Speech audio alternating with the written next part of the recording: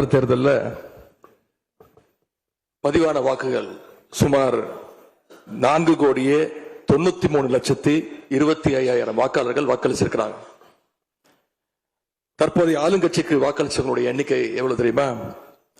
1,72,26,000 தான். மீதம் இருக்கக்கூடிய சுமார் 3,21,00,000 பேரும் நம்பிக்கை கோருகின்ற இந்த கட்சிக்கு, உங்க கட்சிக்கு எதிராக வாக்களிச்சிருக்கிறாங்க என்பதை நீங்க புரிஞ்சுக்கணும்.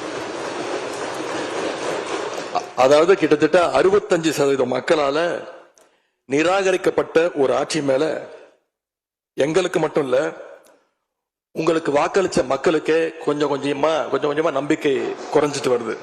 இந்த இடத்துல தாங்க எங்க டாஸ்மாக் கடை இருக்கு. கிட்டத்தட்ட 40 வருஷம். இப்ப அதை லாக் பண்ணிட்டாங்க. நான் என்னுடைய ஸ்கூல் இங்க இருந்து 5வது பில்டிங், இதுதான் ஸ்கூல்.